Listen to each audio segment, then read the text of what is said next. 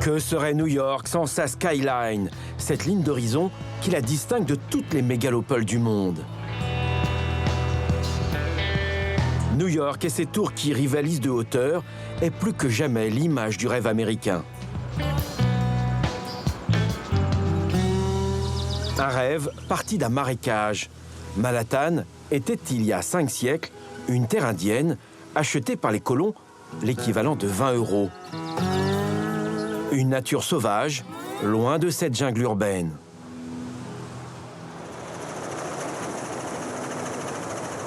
Chaque building raconte l'histoire de New York. Terrassé par des attentats le 11 septembre 2001, Big Apple et sa forêt de buildings renaissent de leurs cendres.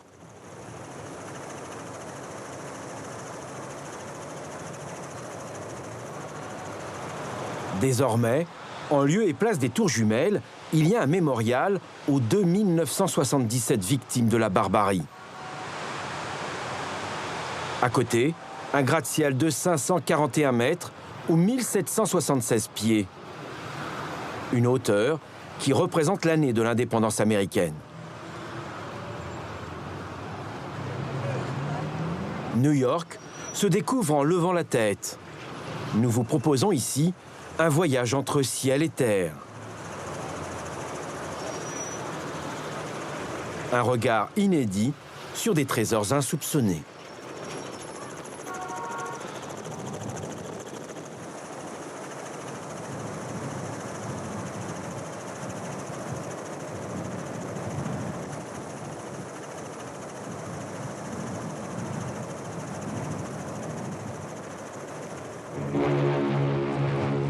New York commence avec les premiers migrants européens qui fuient la misère, les persécutions politiques ou religieuses. Tous débarquent à Ellis Island, à 2 pas de l'endroit où se trouve aujourd'hui la Statue de la Liberté.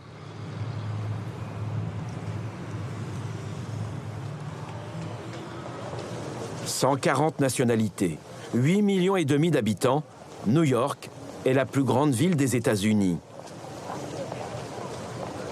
5 arrondissements, le Bronx, Manhattan, Queens, Brooklyn et Staten Island.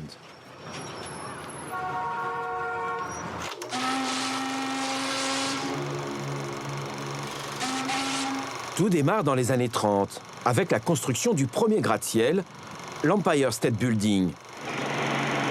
C'est la 7e merveille du monde moderne. 443 mètres avec son antenne, un record pour l'époque.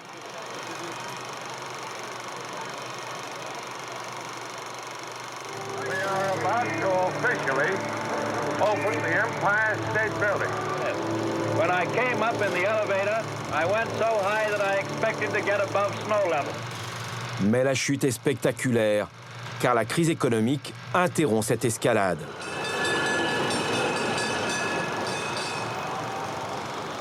Elle reprend dans les années 60. Aujourd'hui, sur l'île de Manhattan, certains buildings, par leur démesure, donnent le tournis. Un monde vertigineux qui doit beaucoup à l'invention de l'ascenseur. Le premier fut mis en place ici même à New York. Mais la ville ne serait pas aussi verticale sans ses ouvriers très particuliers. Ce sont les Iron Workers. Pour jouer les funambules, ces hommes suivent une formation de 3 ans où la sécurité est une priorité.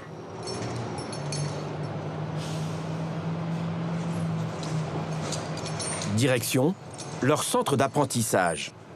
Là, c'est notre atelier, où nos jeunes s'entraînent. Ils sont tenus de porter un harnais. Après plus de 20 ans sur les chantiers, Brian Brady dirige l'école. Ce travail est d'abord un défi physique.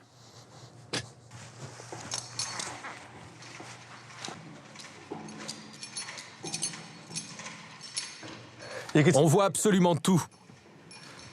On travaille tellement haut que l'on a une vue incroyable sur tout New York City.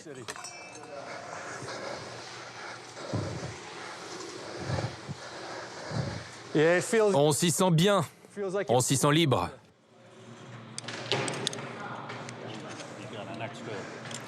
Comme vous le voyez, cela requiert de l'énergie d'exercer ce métier. Les Iron Workers font ça toute la journée, de 8 à 10 heures par jour.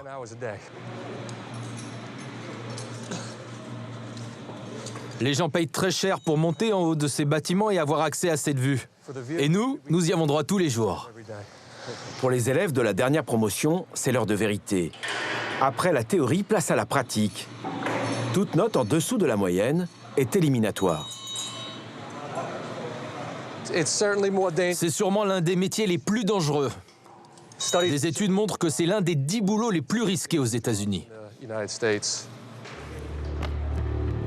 D'où l'exigence des formateurs.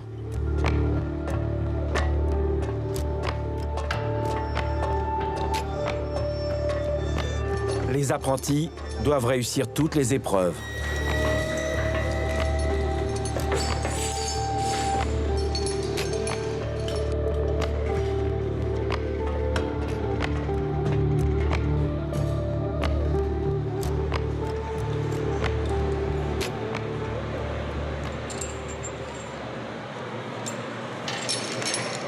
Cet élève, lui, ne semble pas très à l'aise.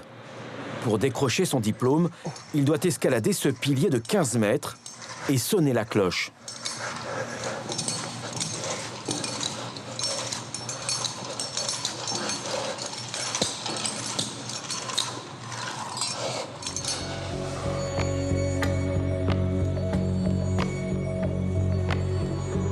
Trois ans de formation pour rien. Seuls les diplômés peuvent rejoindre la grande famille des Iron Workers.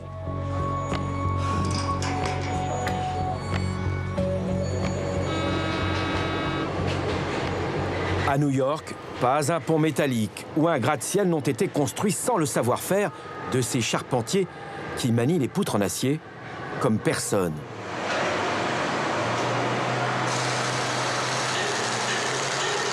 Héritiers d'une longue tradition, ils vont travailler sur les chantiers les plus prestigieux. Voici le plus grand projet de développement urbain dans l'histoire des États-Unis. Il faudra entre 10 et 15 ans pour le terminer et pour bâtir des gratte-ciel au-dessus des plateformes.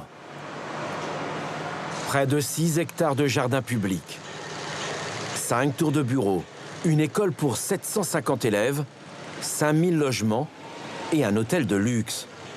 Dans ce chantier colossal, il y a une centaine de charpentiers formés par l'équipe de Brian Brady.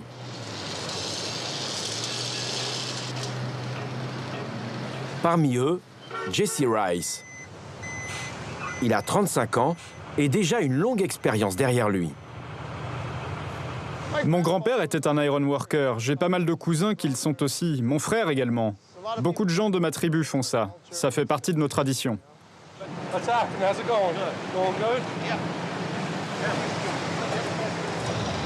Jesse est un Mohawks, un Indien d'Amérique du Nord.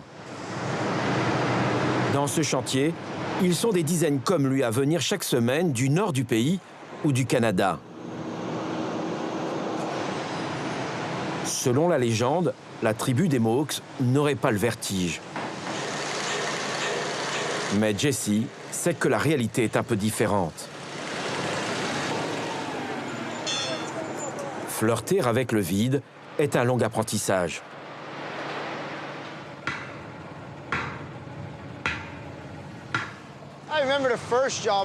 Je me souviens de la première fois quand je suis arrivé en haut, je n'arrivais même pas à me lever. Quand tu n'as pas l'habitude, tu es très nerveux et tu n'y arrives pas. Maintenant, je grimpe, je cours. C'est devenu une seconde nature.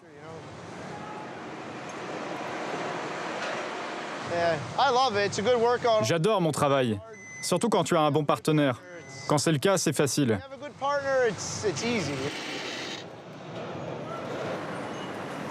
Dès le lendemain du 11 septembre 2001, Jesse Rice et ses coéquipiers étaient à côté des pompiers lorsqu'ils cherchaient d'éventuels survivants des attentats du World Trade Center.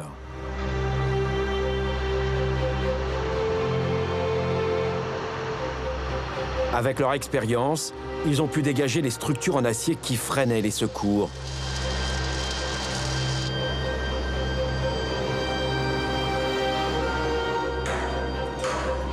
Les pompiers et New York leur doivent beaucoup.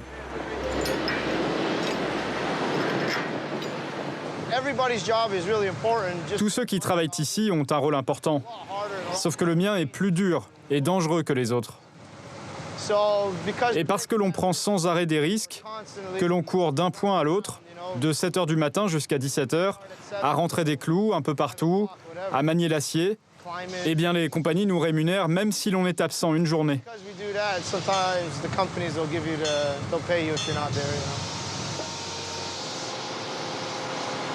Bâtisseurs des temps modernes, les Iron Workers peuvent gagner pour les plus expérimentés jusqu'à 8 000 € par mois. Le salaire de la peur. Des premiers charpentiers, il y a ces photos prises sur le chantier de l'Empire State Building. Une chanson leur est même dédiée.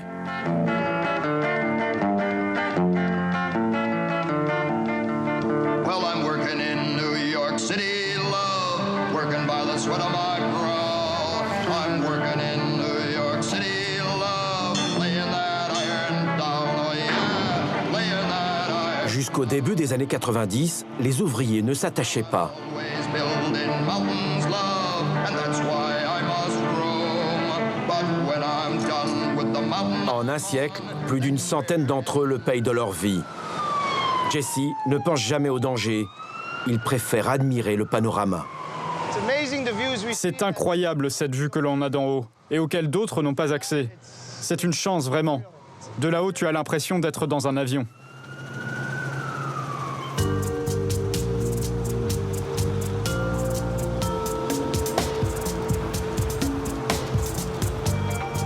Folie des grandeurs avec des projets qui fleurissent un peu partout. Projets immobiliers à plusieurs milliards d'euros. Si Manhattan reprend de la hauteur, c'est grâce à des gratte-ciel comme la tour 157, aussi haute que la tour Eiffel. Elle domine Central Park. C'est l'œuvre de l'architecte français Christian de Portzamparc. À New York, le lauréat du prix Pritzker, l'équivalent du Nobel en architecture, imprime sa marque. Encore en chantier, voici son dernier building résidentiel. David est chargé de commercialiser ses appartements de grand standing. Nous sommes au dernier étage. C'est un très grand appartement, plus de 450 mètres carrés. Il y a 4 chambres et 5 salles de bain. Il y a aussi un espace ouvert sur le toit. Ici, c'est la suite parentale. Il y a une salle de bain pour monsieur et une autre pour madame.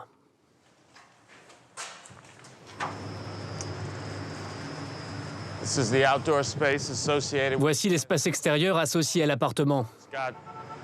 On a un panorama dans chaque direction. On peut voir la rivière Hudson en contrebas.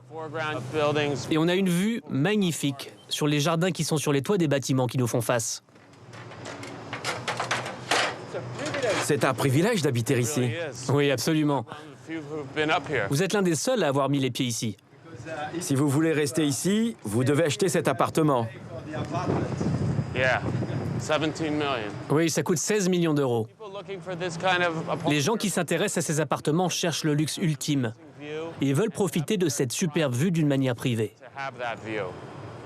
C'est tout à fait exclusif d'être ici, en haut de ces bâtiments. Ça vous donne la sensation d'être le roi du monde. Oui, et il y a sûrement des têtes couronnées qui doivent habiter dans ce genre d'appartement.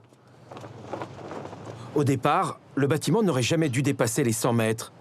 Mais à New York, tout est possible. Vous avez acquis des droits aériens? Oui, nous avons acheté des droits aériens aux propriétaires voisins. Et mètre après mètre, nous avons monté l'immeuble aussi haut que nous le pouvions. Cela peut être hors de prix. Oh oui, cela peut être cher, aussi cher que le terrain lui-même. 6 000 € le mètre carré.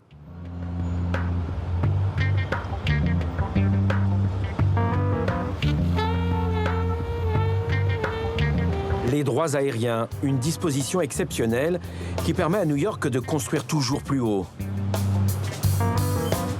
Chaque année, de nouvelles tours obstruent la vue.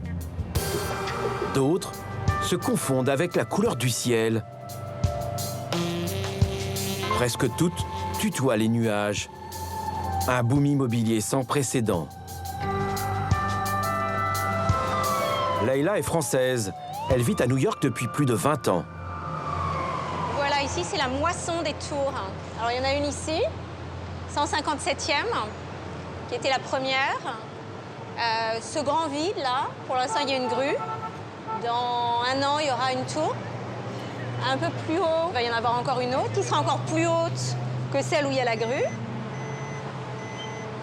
Et ensuite, il y en a une qui est en train de se construire, qui, pour l'instant, est la plus haute. On en a dénombré au moins 12. Et il y a le potentiel pour en construire 20, 22, 24. Vous ne savez pas quelle tour sera construite demain? Non, on ne sait pas. On démolit, on reconstruit, on démolit, on reconstruit. Et toujours plus grand. Et toujours plus grand. Et alors là, c'est la dernière mode à New York. C'est ma tour est plus grande que ta tour.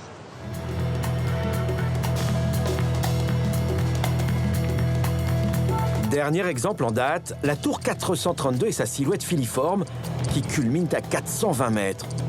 Construite en moins de 2 ans sans l'achat des droits aériens, elle n'aurait pas dépassé les 6 étages. Le duplex avec terrasse situé au sommet de la tour s'est vendu à plus de 90 millions d'euros. Un autre appartement plus loin battrait tous les records. On parle de 130 millions d'euros pour un penthouse. Et ce n'est pas fini.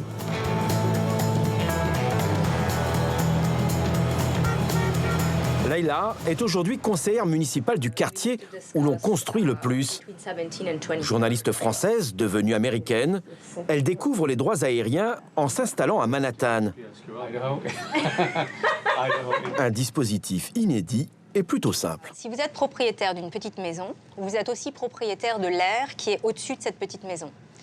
Si vous décidez de ne pas utiliser l'air qui est au-dessus de votre petite maison, parce que vous êtes très content avec votre petite maison, vous pouvez vendre cet air, cette densité, à votre voisin, qui lui-même peut la vendre à son voisin. On peut accumuler une quantité incroyable de droits aériens et on peut les cumuler sur un espace extrêmement réduit. C'est comme ça que les promoteurs arrivent à construire des tours qui n'en finissent pas de se dépasser l'une l'autre.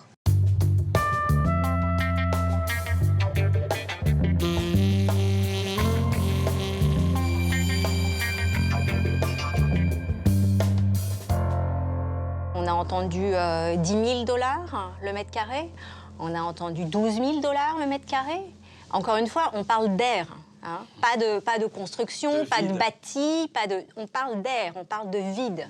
Donc le vide qui ensuite va se remplir se vend à 10 000, 12 000 $ le mètre carré.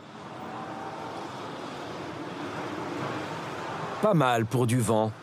Impossible aujourd'hui d'empêcher un promoteur d'acheter des droits aériens. Un business à part entière.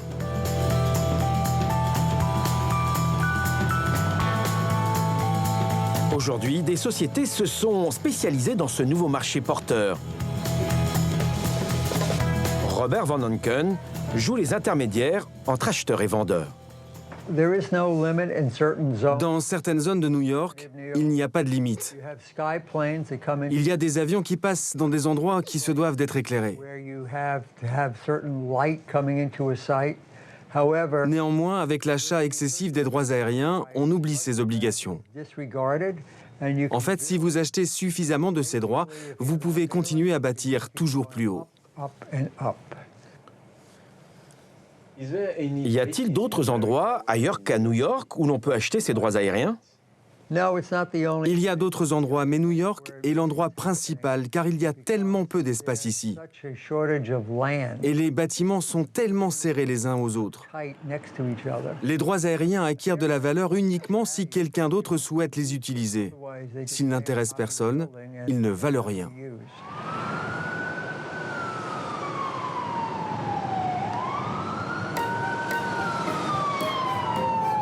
Qui possède une terre, la détient du ciel jusqu'aux enfers. Ce concept date de l'époque romaine. À Manhattan, il est de nouveau exploité et les promoteurs en profitent. Le plus souvent, il se tourne vers l'église chrétienne qui dispose du ciel comme bon lui semble. À New York, l'église ne fait pas que promettre le ciel, elle le vend.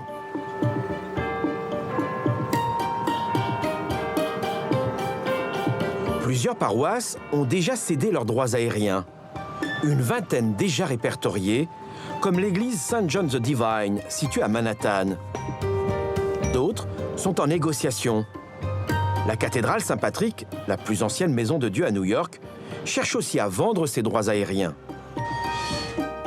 Sujet très sensible, un seul pasteur a accepté de répondre à nos questions. Son église est coincée entre deux buildings, à 2 pas de Central Park. Avoir une église à New York, c'est extrêmement cher. Et la plupart des églises n'ont pas les moyens de s'entretenir seules. Alors vendre des droits aériens leur donne la possibilité d'avoir de l'argent pour restaurer leur bâtiment.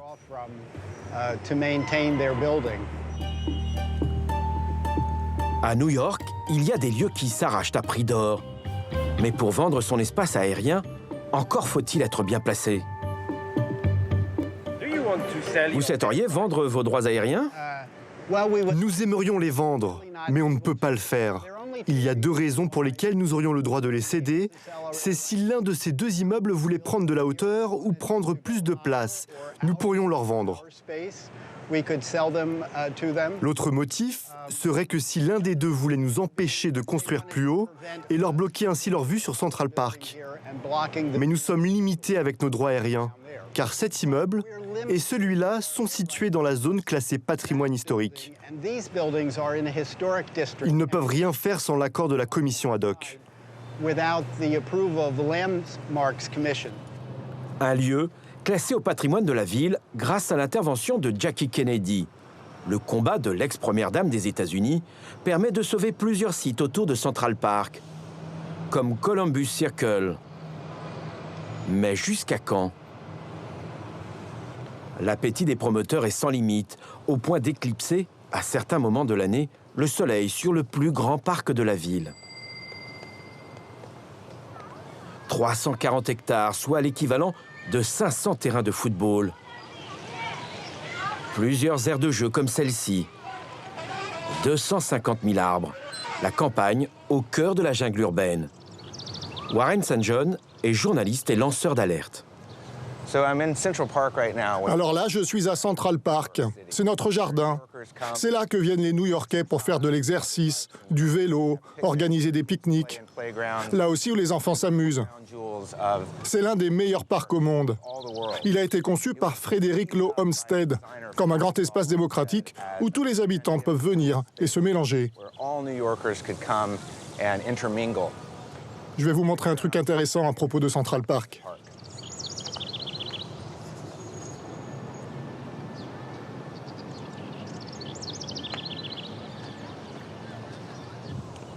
Voilà. C'est quoi? Ce que nous avons là, ce sont les plus récents et les plus hauts buildings à Manhattan. C'est une rangée de buildings. 2 ont déjà été construits, d'autres sont en cours.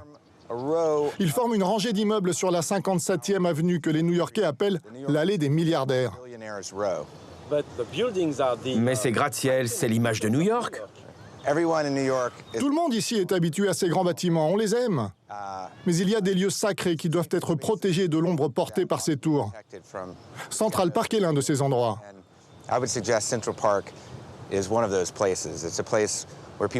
Les gens viennent ici pour profiter du soleil, pour apercevoir le ciel bleu. Je vois des tours grandir et projeter leur ombre sur le parc, sur 2 kilomètres pour certains, au début du printemps et à la fin de l'automne.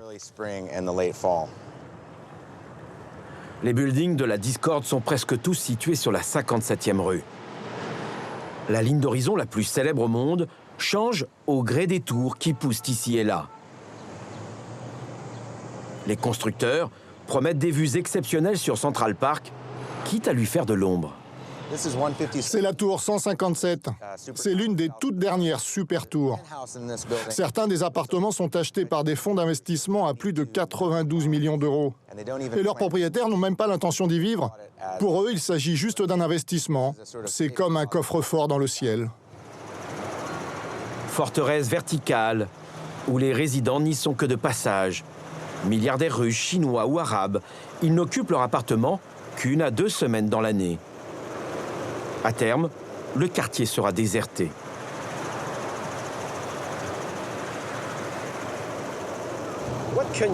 Comment faut-il faire pour stopper les tours? Apparemment, vous devez acheter des politiciens avant que quelqu'un d'autre le fasse à votre place. Vous parlez de corruption? Je pense que l'on appelle ça une donation en Amérique. Une course en hauteur et au profit. En 2004, il y avait 28 tours de plus de 210 mètres. Aujourd'hui, il y en a une quarantaine. Une frénésie qui est loin de s'arrêter. Les autorités de la ville refusent de limiter le nombre de tours. Il faut dire que le marché de l'immobilier de Manhattan est parmi les plus chers au monde. New York, entre ombre et lumière, les deux faces d'une ville miroir. Une ville qui ne dort jamais.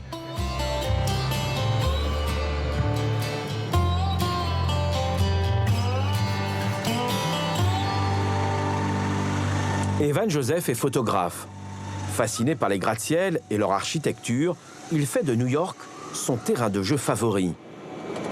Depuis plus de 10 ans, il travaille en binôme avec le même pilote. Leurs sorties se déroulent le plus souvent de nuit.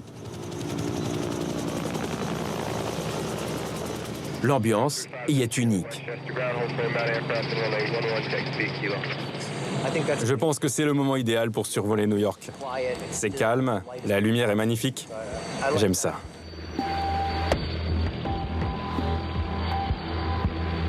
Nous longeons l'Hudson River. Il est près de 20 heures. Nous arrivons par le nord de l'île de Manhattan. Le Bronx, Harlem, Broadway. La ville est en perpétuel mouvement.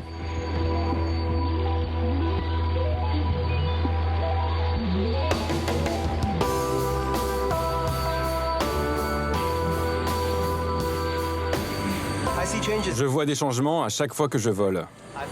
En fait, je vole très souvent car tout évolue rapidement.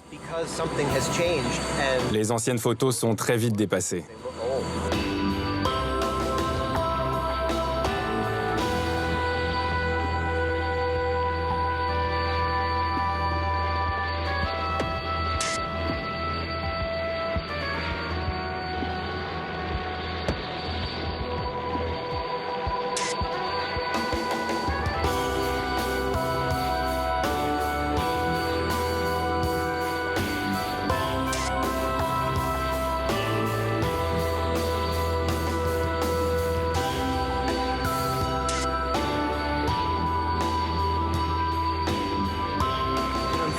Voler de nuit me permet de me concentrer sur la structure de la ville, sur les lumières des tours, des rues, sans jamais être distrait par la couleur du ciel, les nuages ou le fleuve.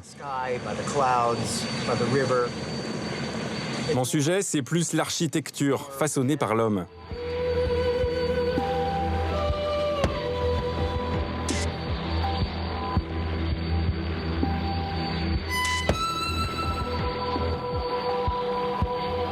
Parmi ces grands buildings, il y en a un qui le fascine plus que tous les autres.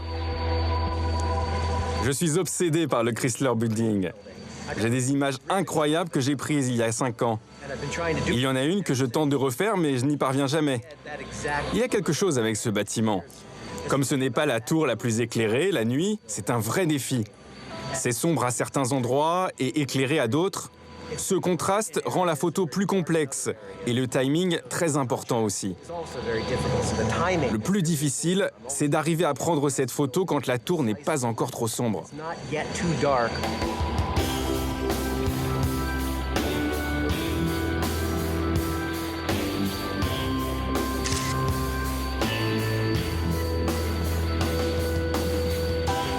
Vous pensez qu'il existe une ville aussi lumineuse que New York, ailleurs aux États-Unis? Je n'en vois pas d'autres. Peut-être en Asie, mais dans le reste des États-Unis, je n'en vois pas.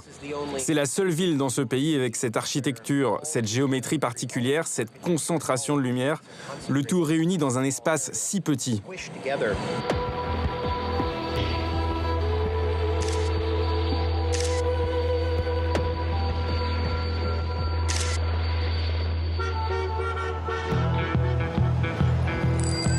À chaque sortie, il ne réalise qu'une trentaine de photos. Exigeant, Evan Joseph travaille pour les plus grands magazines américains, pour des agents immobiliers ou pour des stars qui lui ouvrent les portes de leur demeure new-yorkaise. Penthouse avec terrasse qui domine la skyline.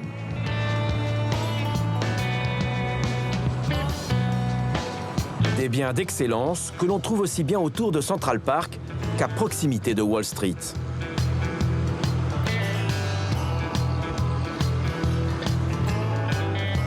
Doron est agent immobilier. Ses clients ont tous des comptes en banque bien fournis. Où va-t-on ? Nous allons dans le penthouse numéro 7. C'est le plus grand, le meilleur et le plus cher de ce bâtiment.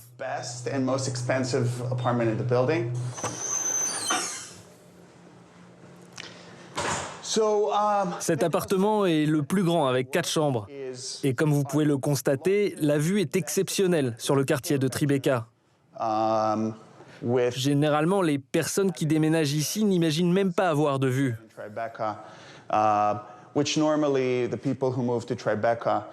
Normalement, dans le quartier, vous avez des bâtiments anciens beaucoup plus bas qui sont classés. C'est notre plus bel appartement et l'un des plus chers.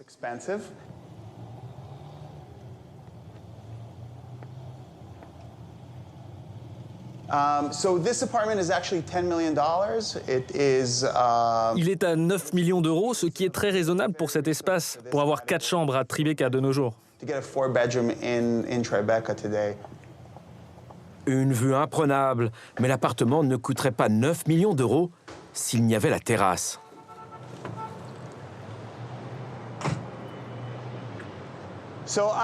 En fait, il y a seulement 3 semaines, je me suis fiancé à Paris. C'est sûr, il n'y a pas plus romantique et c'est la plus belle ville du monde. En même temps, rien ne vous donne le même sentiment de puissance que d'avoir une vue pareille sur le sud de Manhattan lors d'une aussi belle journée. L'été, les New-Yorkais se réapproprient ces espaces suspendus entre ciel et terre.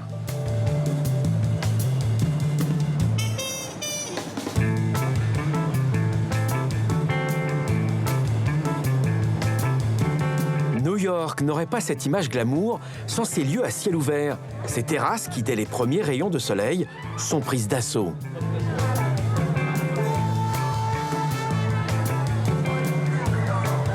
À cette période de l'année, c'est sûrement l'endroit le plus couru de la ville, avec dans certains bars des panoramas 360 degrés. À Times Square, le quartier le plus fréquenté, il y a une vieille adresse qui, après une éclipse de près d'un siècle, vient de rouvrir. Le Knickerbocker, un palace avec sa terrasse de 700 mètres carrés. Jeff David dirige ces lieux créés par John Astor, un visionnaire qui meurt en 1912 dans le naufrage du Titanic.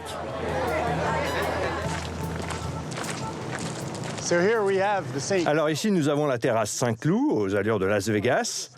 On peut y accueillir des centaines de personnes.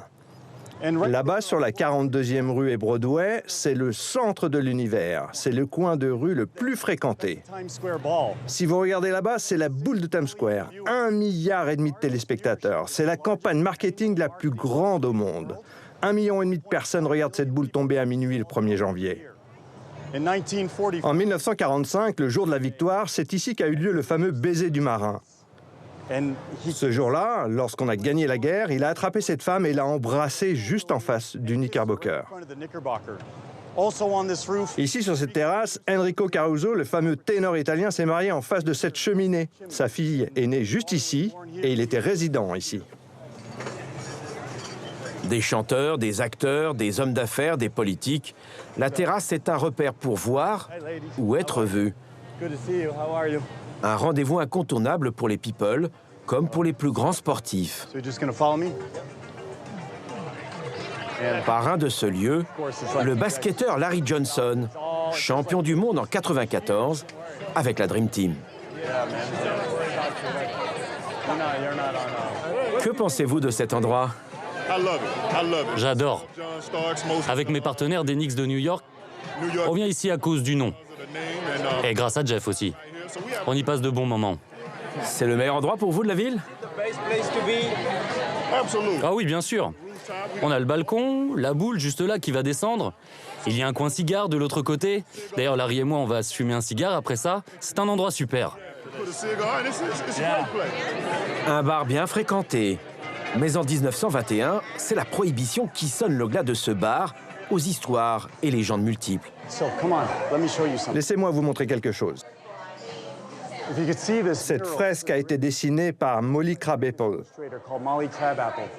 Le dessin au centre représente l'invention du martini en l'honneur de John Rockefeller. Ils ont créé cette boisson spécialement pour lui au début des années 1900. Rockefeller parlera ensuite à ses collègues de Wall Street de cet alcool que le Knickerbocker avait inventé pour lui. Au pied de l'hôtel, Times Square illustre le slogan de New York, la ville qui ne dort jamais. 24 heures sur 24, la place s'est inondée de lumière et de publicité. Chaque jour, près de 400 000 personnes se croisent. Un changement radical car jusqu'aux années 90, Times Square était un quartier dangereux et occupé par les pipe shows, la prostitution et les boutiques bon marché. Théâtre, salle de spectacle, Times Square est également un lieu très prisé du cinéma américain. La place doit son nom au journal de référence de la ville, le New York Times, qui au début du XXe siècle avait installé son siège ici. La ville réserve bien des surprises, surtout quand on prend de la hauteur.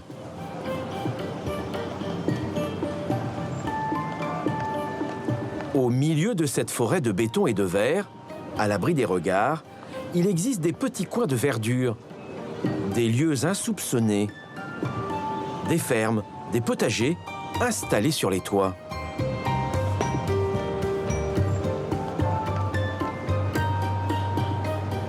Au cœur de Big Apple, une adresse prestigieuse, l'hôtel Waldorf Astoria, avec en cuisine son chef, David Garcelon. Voici notre jardin, au milieu de New York et sur notre toit. Nous avons toutes sortes d'herbes, des légumes, des fleurs. On a de la ciboulette, du romarin. Voici des tomates spéciales que l'on fait pousser. Et bien sûr, nous avons des fleurs comestibles. Ce sont des soucis que les chefs pâtissiers adorent utiliser. Et ça, c'est une variété de petites tomates acidulées que nous aimons utiliser dans les salades.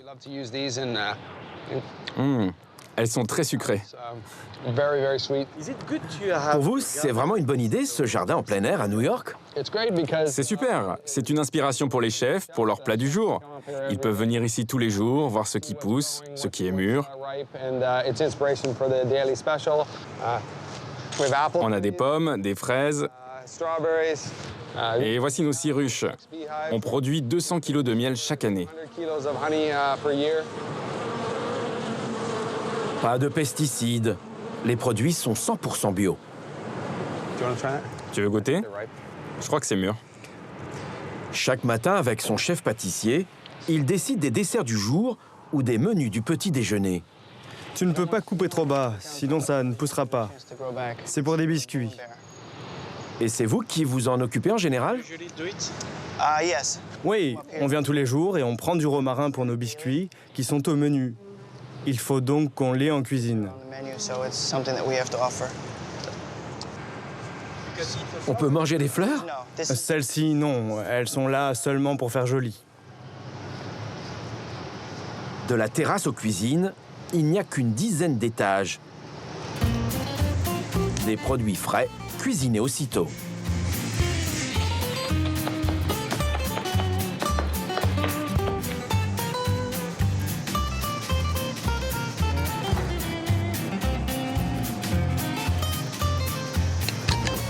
Chaque jour de cette cuisine sort plus d'1 millier de petits déjeuners, de repas.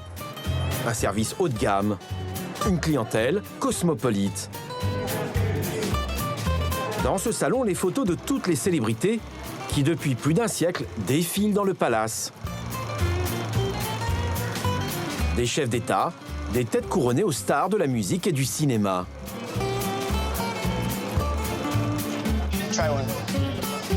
Tu veux goûter?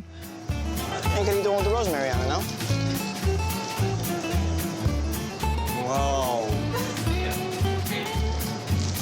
Non, c'est juste comme il faut. Le palace n'est pas le seul établissement à disposer de son propre potager sur le toit. Depuis quelques années, les promoteurs proposent aux particuliers des jardins suspendus.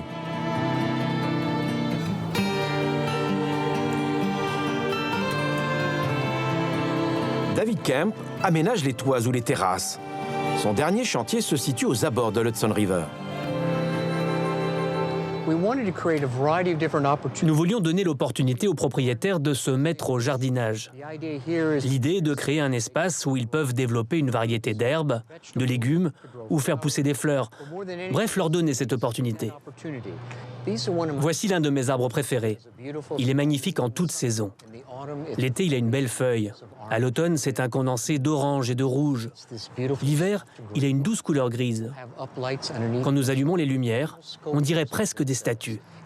C'est un arbre génial pour les toits de New York. Le but de ces espaces, c'est de permettre aux habitants de jardiner et de trouver une connexion avec la nature, au rythme qu'ils souhaitent. Tous les appartements orientés vers le fleuve disposent d'un jardin extraordinaire, un privilège qui se paye cher. Mais David n'a pas le droit de nous révéler son prix. Ce bâtiment s'est retrouvé à la une des journaux, car tous les appartements se sont vendus très vite.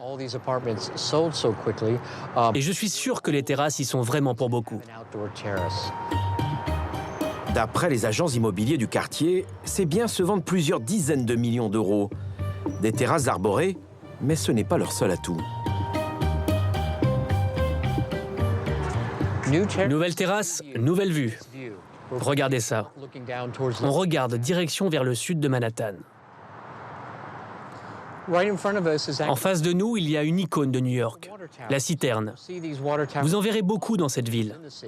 Ces citernes sont placées en haut des bâtiments pour augmenter la pression de l'eau dans les appartements.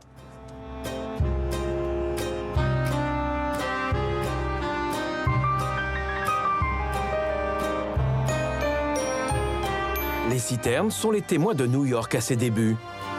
Elles apparaissent au milieu du 19e siècle, lorsque les immeubles ne dépassaient pas 6 étages. Aujourd'hui, Big Apple en compte 15 000 environ. Elles font partie du paysage, comme les mouettes ou les pigeons.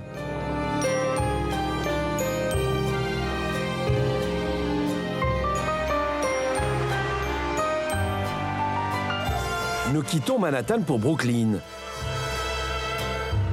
Nous sommes à Coney Island. Il vous suit partout où vous allez. Partout, partout où je vais, mon pote. Allez, allez, on y va. Reviens ici.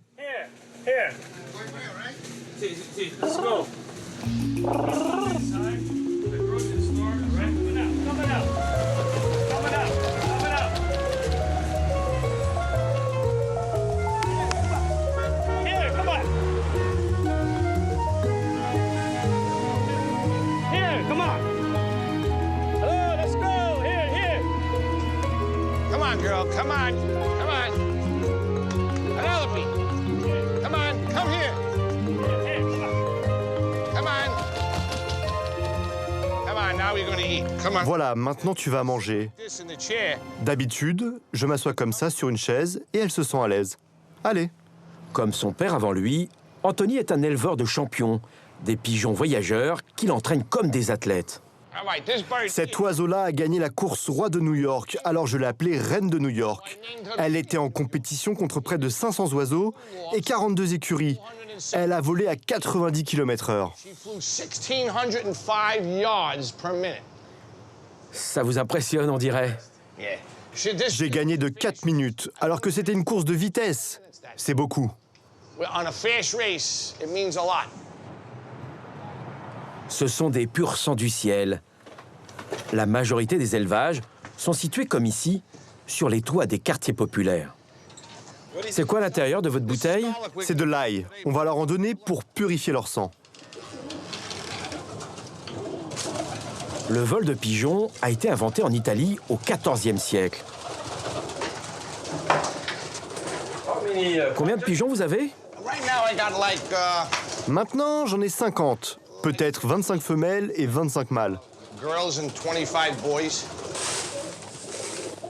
C'est ma passion. Ça prend beaucoup de temps, mais je ne pourrai jamais me séparer d'eux.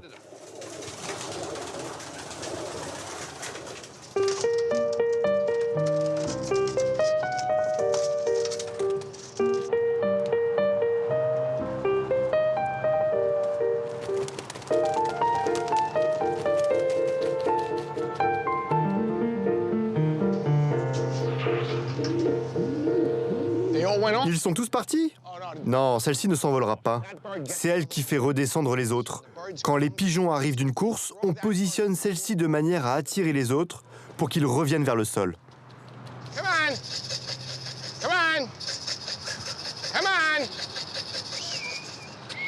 Un crack peut se vendre jusqu'à 300 000 €. Anthony n'en fait pas une affaire d'argent, mais sa passion est chronophage. Ils reviennent. Vous aimez sa passion? J'apprécie parce que c'est sa passion. Mais moi-même, je ne fais rien avec les pigeons. Il paraît que vous avez un surnom. La veuve aux pigeons. Comment ça? Quand il a des compétitions, les vendredis et samedis, il n'est généralement pas là. Alors je me retrouve seule. Les femmes de ceux qui font des courses de pigeons sont donc des veuves à pigeons. C'est comme ça qu'on les appelle.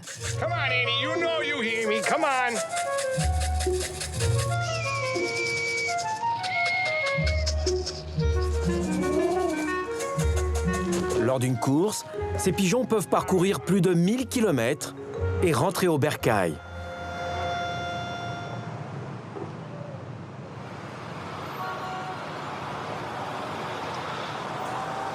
Notre dernière étape nous emmène dans le quartier qui, jusqu'à la fin du XXe siècle, avait plutôt mauvaise réputation. Nous sommes à Harlem.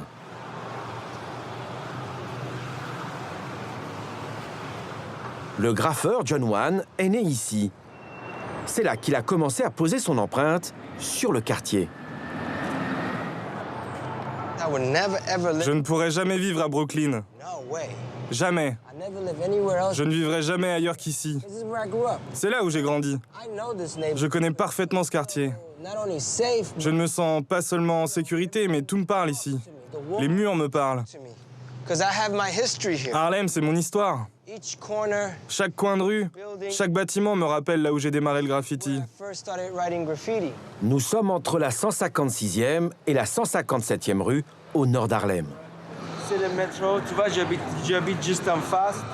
Et c'était ça ma sortie de secours. Parce que c'est ici que j'ai découvert New York et le monde entier. C'est cette station métro. Nous sommes au début des années 80.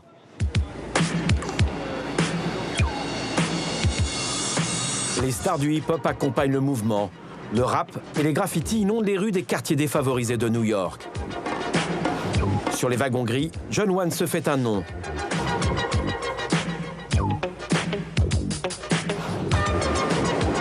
Très vite, le gamin du ghetto veut changer d'horizon, prendre son envol. L'artiste part en France et c'est la consécration.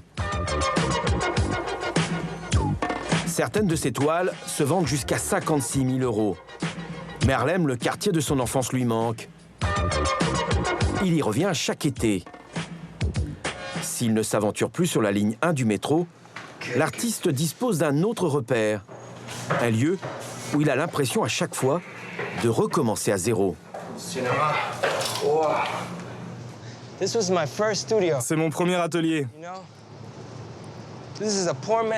C'est l'atelier d'un pauvre. Cela signifie que lorsqu'il fait beau, tu grimpes sur le toit et tu peins.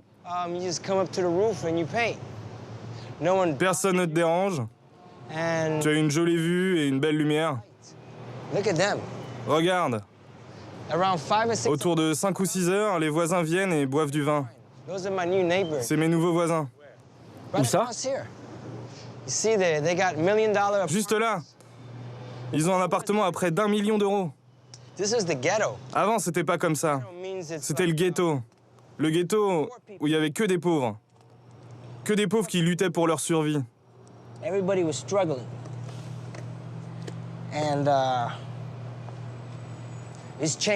Ça a tellement changé. Une rue après l'autre, le quartier se transforme. Les bobos new-yorkais s'approprient ces lieux, aux grandes dames de l'artiste, qui regrettent ce mouvement, cette gentrification, l'embourgeoisement de Harlem.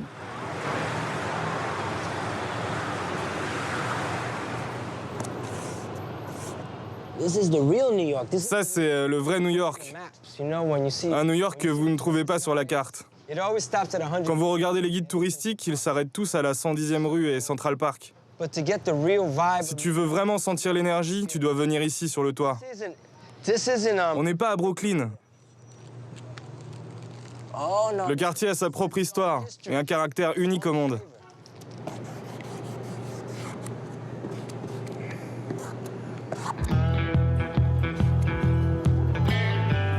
Harlem est à l'image de New York, une ville qui se redessine sans cesse. Si elle prend de la hauteur, elle prend aussi de la distance avec ses quartiers et leur histoire. Si certains le regrettent, d'autres savent que cette fuite en avant reste l'ADN de cette mégalopole qui ne s'arrête et ne s'essouffle jamais.